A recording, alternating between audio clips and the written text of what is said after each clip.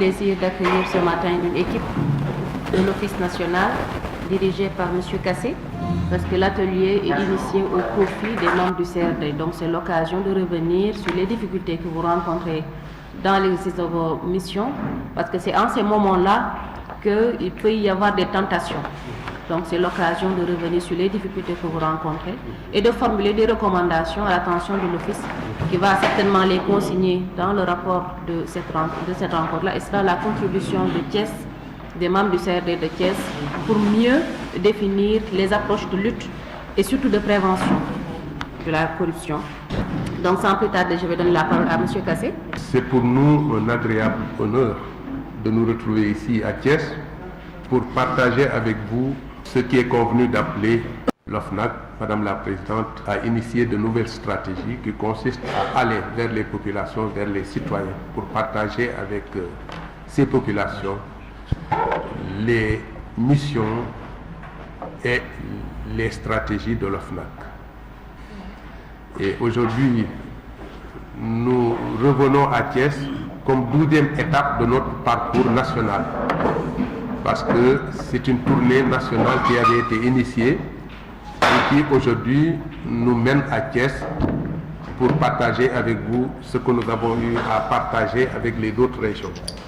Et je pense que de ce point de vue, il est important qu'on ait une discussion pour arriver véritablement à dégager des pistes de réponse par rapport à la stratégie nationale en gestation. Donc nous sommes là pour partager avec vous ces différentes déclinaisons que je viens de vous dire et recueillir auprès de vous des informations nous permettant d'alimenter la stratégie nationale de lutte contre la corruption qu'on est en train d'élaborer. Le sujet est bien présenté. Comme vous l'avez dit, on est vers cette tendance-là de territorialisation des politiques publiques. Donc les territoires jouent un rôle central dans la définition de ces politiques-là, dans leur conception, dans leur exécution. Donc c'est autant de préoccupations que nous avons. Donc que durant les discussions, nous allons essayer de revenir là-dessus pour qu'ensemble on puisse, comme vous l'avez annoncé, réfléchir ensemble, faire des recommandations, des propositions, afin que tous ces écueils-là puissent être levés et qu'on mette plus l'accent non plus sur la lutte contre la corruption, mais surtout sur la prévention. Parce que qui réussit la prévention, vraiment ménage ses moyens quant à la lutte. Donc voilà qui est dit. Par là, je déclare officiellement ouvert cet atelier de sensibilisation initié par l'OFNAC au profit des membres du CRD et vraiment appelle les participants à des contributions de qualité. Parce que ce sera la contribution de Thiès pour la finalisation de la stratégie nationale. Donc nous allons enchaîner avec les présentations et la première est faite par M. Kassé. Convention de Maputo qui a été adoptée le 9 juillet 2003 à Maputo et ratifiée par la loi 2007-9 du 15 février 2007. Nous avons également un instrument régional, en l'occurrence le protocole de la CEDEAO sur la lutte contre la corruption qui a été adopté le 21 décembre 2001 et ratifié par la loi 2015-16 du 6 juillet 2015. L'OFNAC mène à bien ses missions en faisant usage des prérogatives substantielles que lui confère la loi dans le respect du principe du contradictoire. Cependant, l'OFNAC n'est pas un organe de poursuite. Comme je l'ai dit tout à l'heure, l'OFNAC n'est pas un organe de poursuite. Ceux qui comprennent l'OFNAC à travers la répression ne comprennent pas les missions de l'OFNAC. L'OFNAC s'occupe de l'investigation et de la mise à disposition des informations recueillies. Pour parler de la collecte d'informations et constitution d'un réseau de relais de communication, on soulignera que l'OFNAC a démarré ses activités par ce que l'on appelle le benchmarking. Par benchmarking, il faut comprendre des séances d'écoute, des séances pour identifier des leaders d'opinion, les écouter, partager avec eux leurs expériences, partager avec eux leurs réussites, leurs échecs, pour permettre à l'OFNAC d'avoir un précieux capital humain, mais également d'avoir des méthodes d'approche stratégique. Et au sortir de ces activités de benchmarking, nous avons initié des activités de sensibilisation. Pour ce qui est des activités de sensibilisation, on peut scinder ça en deux catégories. Il y a des activités ponctuelles initiées par l'Office, mais également des activités qui entrent dans le calendrier socio-culturel national et international. Nous avons initié des activités en milieu du transport déjà, avec les transporteurs, les usagers, pour leur parler de la fraude, pour leur parler de la corruption, mais également et surtout pour les informer sur les missions et prérogatives de l'Office et sur la disponibilité d'un numéro vert pour éventuellement dénoncer les cas de fraude et dénoncer les cas de corruption.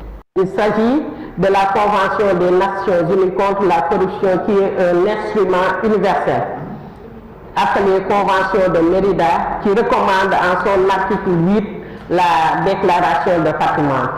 Elle a été adoptée le 9 décembre 2003 à Mérida et ratifiée en 2005 par la loi 2005-11 du 3 août 2005.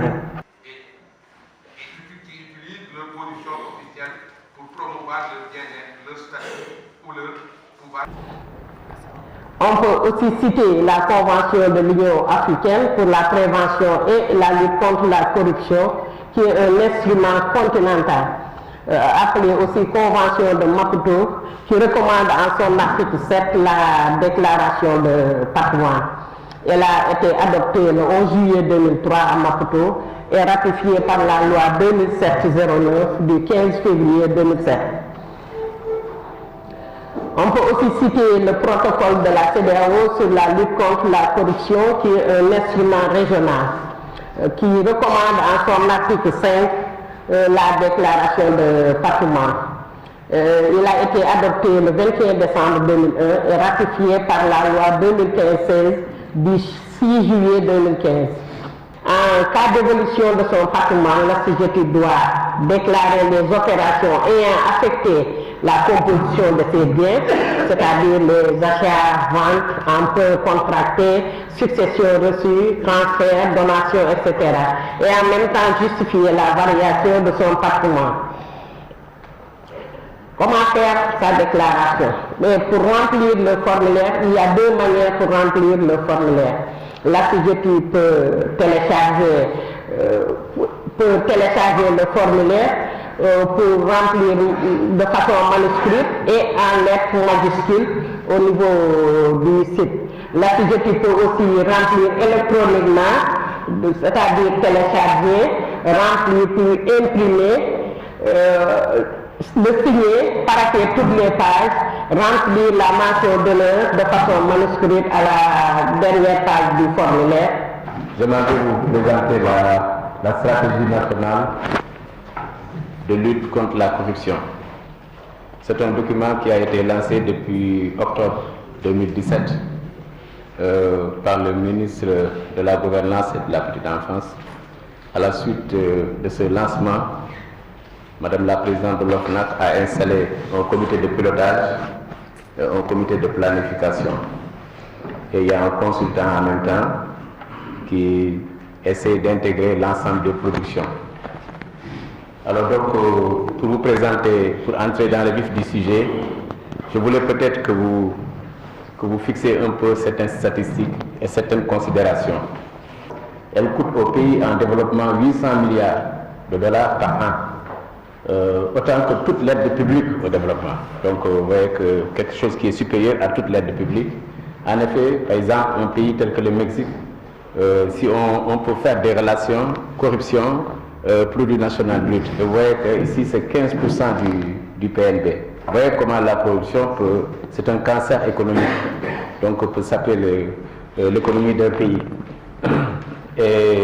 Et pour l'Inde, c'est presque 20% de son produit intérieur brut. Vous voyez comment la corruption peut affecter le développement économique d'un pays. FMI, Banque mondiale, ont estimé la corruption à l'échelle mondiale étant égale à 5% du PIB mondial. Donc vous voyez qu'on a beaucoup de niches qui permettent de développer et de relever le niveau de vie des populations. 1000 milliards de dollars, 5%. L'Union africaine considère ça, la corruption, comme 148 milliards de dollars par an, soit 25% du PIB africain. Vous voyez que l'Afrique court toujours derrière l'aide publique, alors que la corruption devait pouvoir nous permettre de ne plus tendre la main, lutter contre la corruption. Alors moi, j'ai voulu bien sûr, comme vous le savez, dans un secteur très sensible et très susceptible à la corruption, comme étant le médecin-chef de région, c'est à peu près, on n'a pas encore développé, mais à peu près le directeur régional de la santé. Il y a sous ma responsabilité 5 hôpitaux, 9 districts sanitaires et plus de 300 centres de santé. Donc plus de 5000 personnes qui devraient savoir ce que c'est que l'OFNAC. En réalité, l'OFNAC, les gens ne le connaissent pas. Et au moins une peur de l'OFNAC. Et je pense que ce serait très bien que c'est le document que vous venez de présenter, que nous puissions le partager avec nos collaborateurs. Parce que moi, c'est vrai que nous ne brassons pas beaucoup d'argent, mais c'est important dans les structures dans lesquelles nos agents travaillent. Par exemple, les hôpitaux, nos directeurs d'hôpitaux, c'est des structures où sont les recettes qui proviennent, qui sont des recettes de l'État, sont gérées. Et il y a beaucoup de personnes qui ont affecté et qui ne connaissent pas les faits. Moi, je suis sûr, le médecin-chef n'est pas... Parce que le médecin-chef n'a que 30 à 40 millions de budget de fonctionnement. Un directeur d'hôpital de Thiès, il a 2 milliards. Celui de Tiawan, Mour, et même les autres. Donc, ce serait très bien que l'OFNAC, qu'on puisse s'en approprier. Parce que ce n'est pas plus sur la répression, mais c'est plus sur la prévention, pour que les gens puissent le connaître. Mais je pense que celui qui connaît, c'est-à-dire que la personne qui connaît, c'est-à-dire qui connaît comment on appelle, la répression qui peut venir de sa responsabilité, cette personne peut se prémunir. Nous nous réjouissons de la tenue de cet atelier, qui est un atelier qui est venu à son heure. Vous savez que la corruption est un fléau du siècle. Un fléau du siècle, quand on se situe au Sénégal, c'est encore plus problématique. J'ai vu qu'il y a un dispositif pour la répression de la corruption. Mais l'organe même, l'OFNAC, quand il y a corruption au sein de l'OFNAC, quel est l'organe qui doit être vraiment sollicité pour régler le problème? Parce qu'on est au Sénégal, c'est des Sénégalais qui sont à l'OFNAC. La deuxième question, c'est que fait l'OFNAC de ceux-là assujettis à la déclaration de patrimoine et qui ont refusé de se soumettre à cet exercice?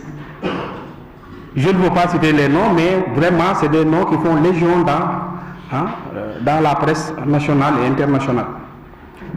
Donc, il faudrait être juste. Un pays où les gens ne sont pas justes, tous les efforts de développement seront vains. La dernière question, c'est que j'ai ouï dire que tous les chefs de service sont assujettis à la déclaration de patrimoine. Qu'en est-il? Voilà donc, Madame le Gouverneur, c'est quelques questions que j'ai voulu agiter et dire que vraiment, c'est un atelier qui est venu vraiment opportunément et que on a ce qu'on appelle le principe de Condorcet. Ce soir, quand on quittera ici, on aura vraiment compris le fonctionnement de l'OFNAC, mais aussi de quoi s'en tenir à l'avenir. Merci. Je m'associe aux félicitations pour la présentation de l'OFNAC. J'ai une question, c'était un peu par rapport à la synergie entre les différents corps de contrôle. Parce que si on voit l'inspection générale d'État, on voit la Cour des comptes, on voit l'OFNAC, est-ce qu'il n'y a pas une redondance ou bien il n'y a pas une autre manière, comme on dit qu'en fait on veut vraiment une administration performante, de mettre tous ces corps-là pour pouvoir avoir un instrument très efficace. Et que, en fait, à la fin des travaux, que les gens puissent remettre directement les dossiers au niveau des magistrats et non par l'intermédiaire du procureur. Voilà un peu ma préoccupation. L'autre, en fait, c'est un peu par rapport aux fonctionnaires.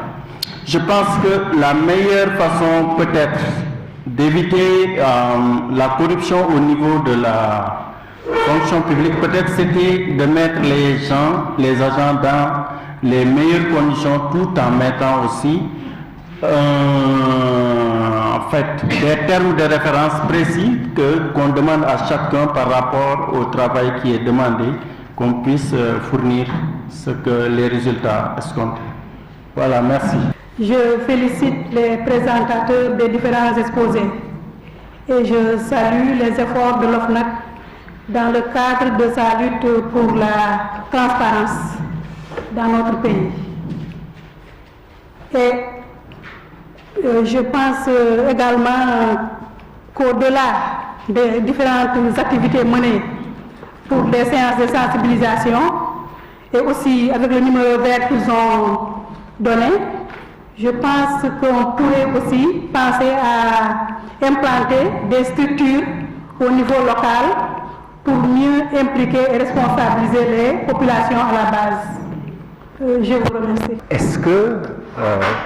Est-ce qu'il y a sur place, au niveau de l'OFNAC, une organisation des professionnels de l'archivage, des informaticiens pour la sécurisation de ces documents? Parce que vous le savez beaucoup plus que moi, que ces données personnelles collectées, ces différents documents de l'OFNAC, très sensibles, s'il arrivait, personne ne le souhaite, qu'il y ait réellement des documents qui se baladeraient un peu dans la rue, que ça porterait préjudice d'abord à l'OFNAC, à l'État et à données de citoyens. Et que réellement, je crois qu'il faut prendre des dispositions par rapport à tout cela, à la gestion de tous ces documents, à la gestion des données personnelles, et qu'à ce niveau, au niveau de l'OFNAC, c'est des dispositions à prendre. La première préoccupation est un constat. On constate que les rapports des corps de contrôle sont souvent contestés. Par rapport à la deuxième présentation, il a parlé du respect du principe du contradictoire. Je demande à quoi cela renvoie dans vos procédures. Est-ce que vous avez pouvoir, en tout cas, de convoquer, je ne vais pas dire un délinquant, en tout cas un présumé, pour lui demander des informations complémentaires, en tout cas relativement à sa gestion, ou en tout cas lui demander d'une manière écrite de donner des réponses?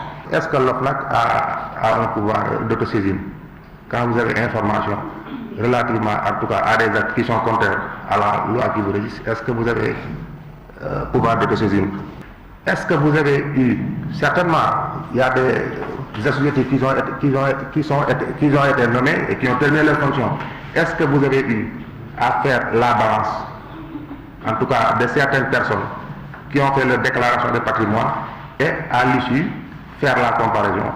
Donc mon intervention portera surtout sur la déclaration de patrimoine parce que il m'a semblé avoir entendu que l'Office a rencontré peut-être des difficultés avec les ordinateurs délégués.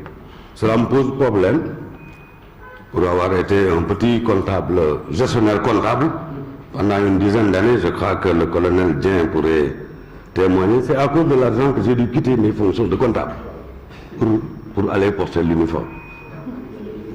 Oui, parce qu'en 8 ans, j'ai reçu 4 IGE. Quand j'ai été blanchi par le dernier, je me suis rendu au ministère de l'Intérieur pour demander de prendre fonction pour devenir autorité administrative. Alors donc, j'ai dit, à l'état actuel de la législation financière au Sénégal, je crois, si je ne m'abuse, que seul le ministre des Finances est ordonnateur du budget, ordonnateur principal du budget. Et à ses délégués, soit les ordonnateurs délégués mis à la disposition des autres ministères dépensiers, ou au niveau régional avec le contrôleur général des finances, au niveau région, et les préfets de département, qui sont ordonnateurs au niveau local. C'est pourquoi je dis quand on a des problèmes, c'est à quel niveau? Parce qu'on peut connaître de qui il s'agit. C'est des agents de l'ordre administratif nommés par un acte. Je voudrais donc savoir quelle était la nature des problèmes. Et savoir où est-ce qu'il faut mettre la pédale pour atténuer, comme l'a dit certains, ce fléau, d'autres disent cette gangrène. Je pense qu'il y a lieu d'impliquer tout le monde, de nous donner les chiffres, les statistiques qu'il faut pour nous permettre de mieux taper fort dans le cadre de la sensibilisation, mais aussi porter au niveau le plus éloigné le plaidoyer de l'OFNAC pour que les citoyens sénégalais puissent comprendre réellement que la bonne gouvernance doit être érigée en rigueur et en méthode de travail. Merci, Madame la Présidente. Je me suis demandé quelle catégorie de corruption intéressait l'OFNAC. Est-ce que c'est la corruption des hauts perchés, des grands riches, ou bien c'est la corruption tout court. Et je le rejoins tout à l'heure quand il dit quelle définition vous donnez de la corruption. Mais au-delà de la définition que vous donnez de la corruption, quelle est cette corruption-là qui vous mobilise, qui vous interpelle, qui vous intéresse? L'OFNAC n'est pas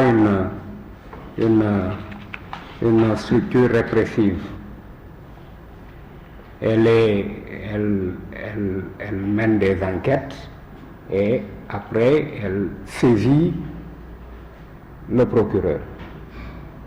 Maintenant, à ce niveau-là, si on fait toujours valoir la règle selon laquelle le procureur est le maître des poursuites, celui qui détient l'opportunité des poursuites, donc quelque chose vous échappe.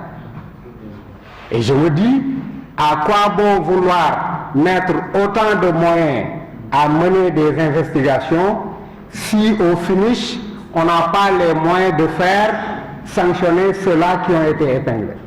Je pense que cela justifie véritablement notre démarche qui consiste à aller vers les territoires, à venir vers vous, à partager avec vous des préoccupations, parce que nous considérons que le niveau central n'est pas un niveau de prise de décision dans l'exclusivité.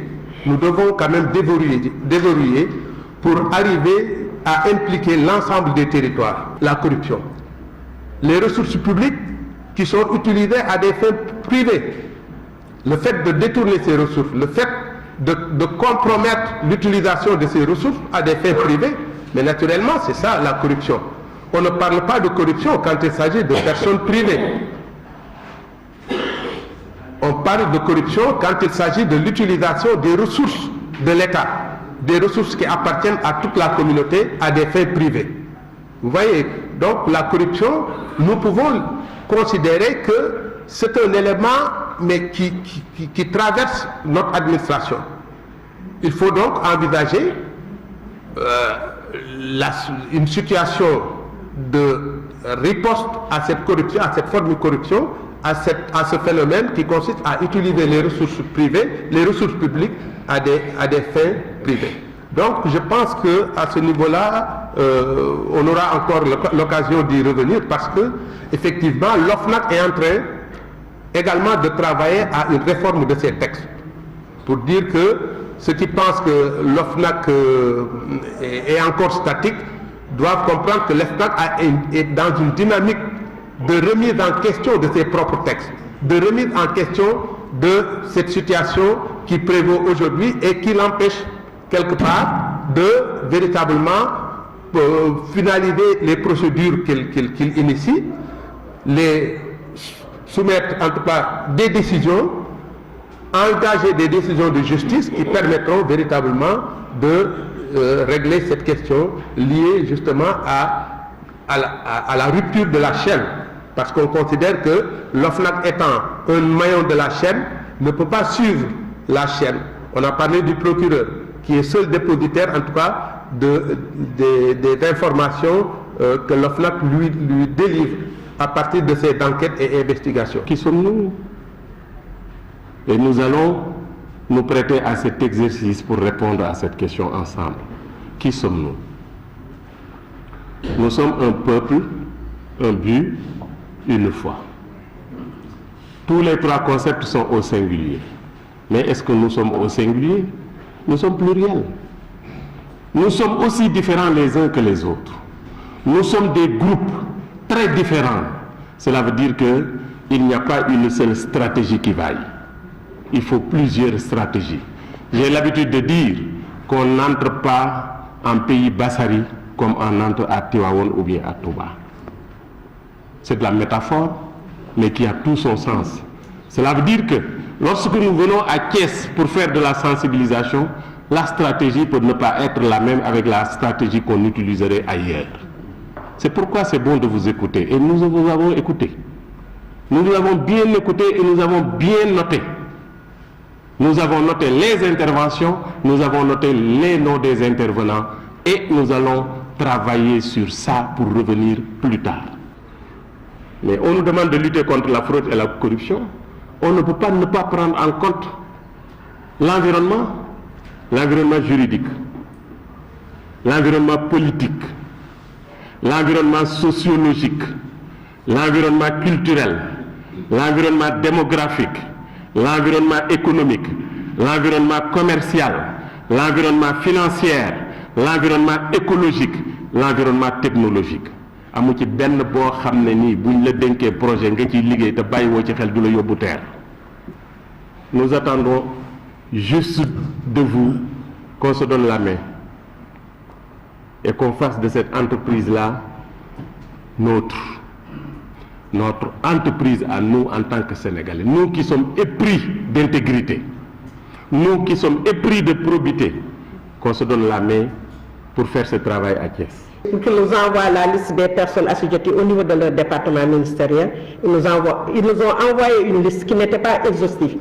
Il n'y avait que les ordonnateurs titulaires, les administrateurs titulaires et les comptables publics. Donc nous avons envoyé une deuxième correspondance pour lui demander de compléter, mais jusqu'à présent les listes ne sont pas complètes. Parmi les personnes recensées, il ne figure pas de préfet ni de sous-préfet.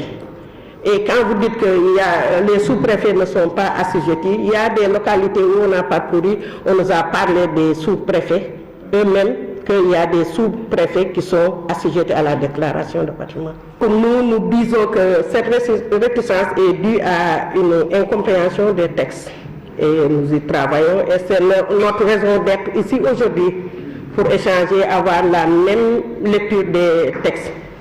Donc, dans un premier temps, l'assujetti qui figure au niveau de notre base de données. Si on reste quelque temps et qu'il ne réagit pas, nous envoyons à l'assujetti une correspondance pour lui dire qu'il est assujetti à la déclaration de patrimoine. Il doit faire sa déclaration de patrimoine. Il y a une autre question, mais quand même, dans la stratégie de l'OFNAC, comme dans la stratégie nationale, nous avons pris en compte cette problématique de la rémunération. Et l'État du Sénégal a fait encore beaucoup de progrès au niveau de l'allègement des procédures. Il y avait beaucoup de fraude au niveau de la solde avant, mais je pense que maintenant c'est limité avec le nouveau logiciel solde. Et aussi, il y a beaucoup d'avancées sur le plan rémunération parce que nous allons bientôt passer à l'automatisation travailleurs retraités. Hein. Vous allez garder votre même matricule de solde. Ibrahima Sall, sous-préfet de Meouane, il a dit qu'à l'état actuel, il n'y a que le ministre des Finances qui est ordonnateur délégué. Mais attention, d'ici 2020, nous allons basculer avec la LOLF, avec les responsables de programme. En tout cas, nous sommes en train de travailler et la fiche de poste même du responsable programme, elle est déjà prête. Le contrôleur de gestion, il y aura des contrôleurs de gestion maintenant. Vous savez, c'est différent du contrôle interne. Ce n'est pas la même chose. Il y aura des contrôles de gestion. Voilà de nouveaux métiers qui vont venir. Donc, pour vous dire que la stratégie est en phase par rapport à la réforme en cours. Il y a une réforme en cours. Maintenant, ce qui demeure constant à l'issue des présentations et des échanges que cela a suscité, c'est que tout le monde était impliqué. Vraiment, quand on parle de corruption à tous les niveaux, tous les citoyens sont concernés par la question. Parce qu'à un moment ou à un autre, si on faisait, pour prendre l'exemple de cette rencontre de ce matin, si on faisait un tour de table, si on interrogeait chaque participant, au moins une fois dans sa vie, on a été confronté à ça. Soit en position de corrompu ou bien en position de corrupteur. Donc tout ce qu'on veut, c'est que vous soyez à la hauteur de cet espoir-là que vous suscitez auprès des populations, afin que nous tous nous puissions en bénéficier. Il faut que l'État du Sénégal sorte de cette torpeur économique qui est due à des comportements individualistes, individuels, malsains. Ce n'est pas normal. Ce n'est pas normal du tout. Et je pense que si chacun d'entre nous, nous y mettions sérieusement, la question pourra être réglée. Éradiquer complètement, peut-être, ça peut être utopique. Parce que tout le monde ne peut pas être à un même niveau, mais au moins qu'on fasse l'effort de revoir certaines démarches. Ça ne pourra être que bénéfique. Donc voilà ce que je tenais à dire pour conclure. J'ai cassé. Et voilà, levez la séance.